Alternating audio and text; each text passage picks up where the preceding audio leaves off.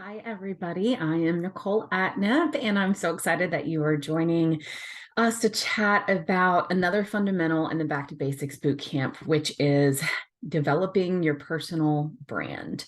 So I'll start off by saying that some people may argue that this is not one of the basics. I didn't worry about this when I first got started, but like I mentioned in the introduction video, and I'll mention a lot throughout this program, do we now need to worry about that? Is that something that we should focus on? And in my opinion, it is. Since I joined Scentsy 4 years ago, this company has grown a lot. There's a lot more consultants. There's a lot more consultants in my area. There's a lot more consultants worldwide. There's also other companies that are out there that are making similar products, though never as good, but there is competition. Walmart is competition. Bath and Body Works, that is competition. We also sell oils. So the other companies out there that sell oils, other companies that sell body products, pet products, you get where I'm going with this. There is competition out there. The more consultants that fill the space as well too, and the more consultants that in general start to join direct sales, which after the pandemic, that increased quite a bit. I personally do believe that having a strong brand is very important, especially for the purpose of social media. So we're going to dive into that a little bit deeper today and chat about why having a strong brand and knowing what your brand is an important back to basic fundamental. So I recently watched Masterclass. I don't know if you've seen it on Facebook, but you probably will now because it's been chatted about. But I watched and I am currently taking the course that Kris Jenner does on branding, and she said so many incredible little like tidbits and things that she did when she was developing her brand and keeping up with the Kardashians and all the different brands that they have and who is Kris Jenner. If you have a chance and an opportunity to take that course, again, it's on Masterclass. I highly advise it. There's a lot of incredible business content on there, but I'm going to summarize and paraphrase a few of my favorite takeaways from her and kind of add to it a little bit with some of my thoughts. So one of the things that she said that stuck out to me a lot was to identify the white space in your business, in your industry, and fill that gap. So what exactly does that mean? So as a Scentsy consultant, who are you? Who are you? What is your story? What's your why? We talked about that in another video. If you haven't watched that yet, be sure to catch that at some point, but it talks about why you do this. That leads into your brand. Who are you? Me, I am a mom. First and foremost, I am a wife. First and foremost, those go, for me and my story and my brand hand in hand. I am from Maryland originally, and I moved to Tennessee, and I talk about that a lot because my family still lives there, and that's part of my culture. I love seafood. I get seafood shipped in all the time. That's part of my story. That's something that naturally I'm going to share. I'm kind of becoming a dance mom because my daughter's getting really into that. And, all of those different things, right? If I were to write it down, jot it down on a piece of paper. And again, this is something I suggest with you with every single fundamental that we go over in the Back to Basics Bootcamp. I advise you having a pen and paper so that you can kind of jot some things down while we're talking about that. But, I live in Tennessee now. I absolutely love home decor. It speaks to me, the colors and just pairing all of that together. I love it. I love graphic design. That is something I got into a couple of years ago with a business that I started before I joined Scentsy as a fabric designer. And I love that. I love the elements, and I love the just pairing all the different shapes and colors and textures and everything together. That's something that brings me joy. So all of that to be said, if I were to think about all of those things, and I could go on and on. I was a plant mom for a while, but I sold all those bad boys and brought back the fake plants. So that was part of my brand, but it's really not anymore.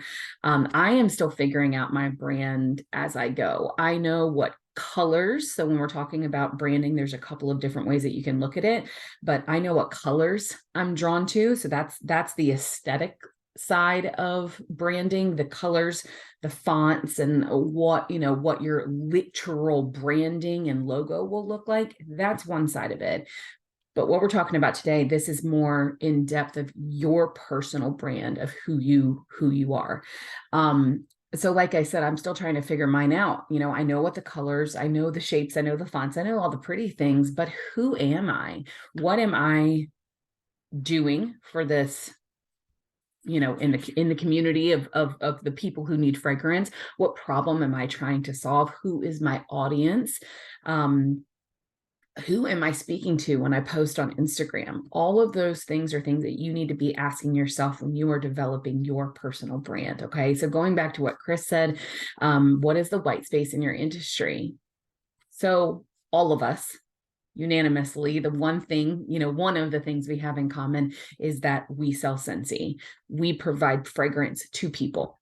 But what personally about you can kind of set yourself apart? What's your niche? What's your very specific message that you're getting out to your very specific market and your audience about the very specific problem you're trying to solve? So a girl on my team, I use her as an example a lot because she has a very straightforward brand, and it makes sense. She is a baseball mom, and that's a huge part of her life. Or a sports mom in general, because now her other son is doing gymnastics. So sports mom, right? Sports stink. baseball gym bags, they stink. Soccer cleats, they stink. Football bags and pads and all of that. We did flag football, and even that stinks, right? That is a problem. That is a problem that she is solving. The stinky life of being a baseball mom, and she's providing that solution to those people. That's their audience, right? Her audience is the other sports moms, the sports mamas out there, the sports families, the traveling baseball and hockey and football families. That's her audience. And the problem that she's trying to solve for them is to make their life smell better because sports stink. And that's her brand. Does that mean that she can't sell to the person that is looking for cute home decor and that's why they're drawn to us? No. Does it mean that she can't sell to the crunchy mom who found us because she posted about an oil and a diffuser? No. You'll still naturally find those clients, even if you're not targeting them through your branding. And a lot of this, what I'm talking about specifically, is important if you are selling on social media. If you don't utilize social media a lot, maybe this isn't going to be as important for you. But especially if you were on Instagram, this is incredibly important to narrow down, to target, just because there's so many people on Instagram that having this and having it be very specific is what the professionals, what Instagram themselves says is the way that you grow your brand. Some of my favorite brands that I follow, if you go to their page and you look at them, like there's a girl that I follow, and she provides safety keychains. So her videos and her content that she makes on Instagram with her safety keychains, I sit back and I watch. I have absolutely no idea how I even found her. But it was such a specific thing that she was providing with a, cute little bracelet, and it's got like a glass breaker on it. It's got a whistle. It's got all these different compartments. Okay. And her video and her contents that she makes are not just her putting them together, but she will make funny faces and, do kooky things while she puts in text over the video an email that she got from a customer. Hey, I got 2 of these. Should I send the other one back? Just giving people a look into her business. Now, the reason I'm mentioning this is because all of the compartments or the components on this bracelet technically could make for a broader audience, right? They're really cute. She could totally take the route of really cute bracelets and not just do safety bracelets. She could do all these other bracelets. There's tons of different avenues that she could do off of this very specific brand, but she doesn't. She keeps it niche. And that's why she's so successful. That's why she has such a huge following. That's why her business has grown so much, because when people come to her profile and when people come to her, they know exactly what they're going to get. Something to keep in mind when you're thinking about your brand, most importantly, and this should be at the forefront of everything, is that you are the brand. Okay. People are drawn to you. Who are you? You have to ask yourself that. Who are you? What are you providing? What's your personality? Are you a cat mom? Okay. Let that roll with that. Have that be your brand. There are other cat moms out there, and guess who they like to be friends with? Other cat mamas, because they talk about cat things. I've seen it. I've seen my friends do it, and they will like share cat memes. I'm not a cat person, so I don't really get it. Does that mean I'm not going to shop from that person? No. Just because she is a cat mom doesn't mean I'm not going to shop with her. But guess what? The other cat mamas, they are drawn to her even more because they relate and they have that common ground. Maybe you're a parent. Maybe being a hot mess mama is your life. Maybe being a single mom is your life. Maybe, any part of that, because I know there's a lot of mamas in our industry and in Scentsy. Okay. Maybe that's what you do. Maybe you are sharing reels about being a hot mess mama and running a successful business, or being a mom, a single mom, but you really love home decor. And so that's kind of what you talk about. And you talk about styling our warmers differently and how can you pair our diffusers. Maybe you are the Zen mama. Maybe you love yoga and plants and centering yourself and all the calm things. Diffusers are a natural outlet. Any of our scents with lavender and eucalyptus and all of that. Does that mean that customers aren't also going to purchase Mystery Man? No, they probably will. But what's going to draw them in, what's going to attract them to you, what's going to get those followers and those people to click and those people to come find you is you being specific in your marketing, in your outreach. Okay. It's not limiting you. It's, believe it or not, by you getting more targeted and focused. They've said this time and time again, that you actually end up getting a larger following. So just food for thought, something to think about.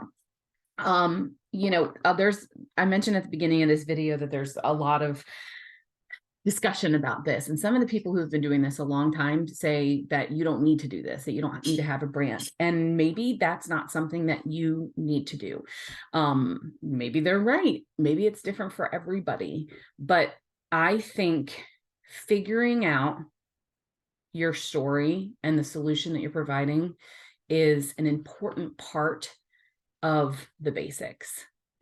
If you start to get away from that, if you start to steer off into a whole nother world that isn't who you are as a business owner, as a Scentsy independent consultant, then maybe you need to come back to that. And that's why I included that in the fundamentals, not only just for the targeting and for the outreach purposes and the marketing purposes, but to make sure that you're continuing to always think about that when you grow, when you get bigger, with leading, thinking about how you lead as well too. Is that part of your brand? Is that part of why you're doing this? That's definitely become part of my brand for sure.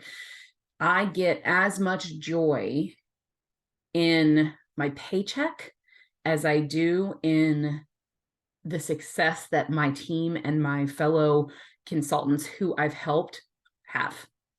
It fills my cup to know that something that I have shared has helped somebody.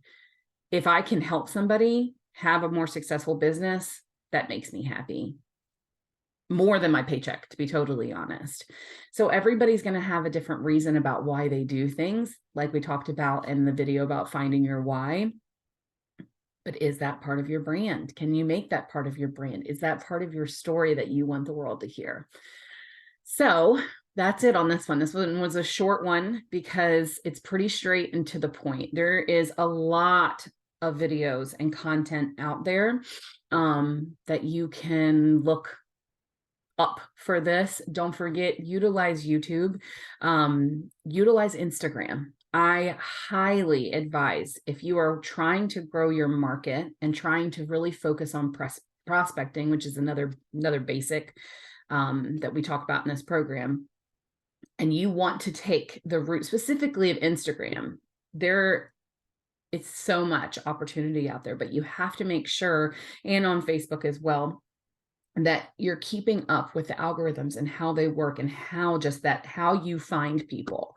Posting a reel once a month, every once in a while, which is what I'm currently doing, is not going to be an income producing activity for you that is going to produce a lot of results. But I challenge you, if this is something that while you're listening to this, you go, "Ooh, I want to do this." I challenge you to include branding, figuring out who you are, get a vision board, write down your goals, write who you want to be, figure that out, and then be intentional and specific with the marketing that you're doing on Instagram for 2 months. For 2 months, do it consistently, post one reel every day about your target market that you figured out, about your brand, who you are, at the same time every single day. For 2 months. Start with 1 month and then go to the next one, little bite-sized goals, and see if you don't see a positive result with a clear and concise brand. I would bet that you will. I would bet that at the end of those 2 months, your business will be different. You will have prospected a lot of new customers. You have to continue to network with them as well. So again, be sure to watch a prospecting and networking video, because you got to continue to engage with them afterwards. But if you figure out your brand, I think that there's a lot of things that can come from that in regards to you knowing your purpose, relating back to your why, prospecting, PRV, sponsoring, etc. So good luck. As always, if you have any questions, feel free to comment. Let me know. This video is available on YouTube, as well as all of the other videos in the Back to Basics Bootcamp.